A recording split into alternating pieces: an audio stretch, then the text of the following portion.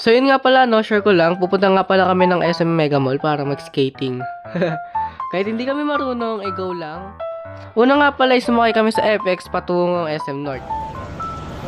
Dito, excited kami dahil nga first time namin mag-skating. Kaya sana, good luck sa mangyayari. Bata kami sa Bulacan. After nga pala namin makababa na sa sakyan, ay sakto nagutom kami kaya't kumain kami Sa North Park, pare. North Park.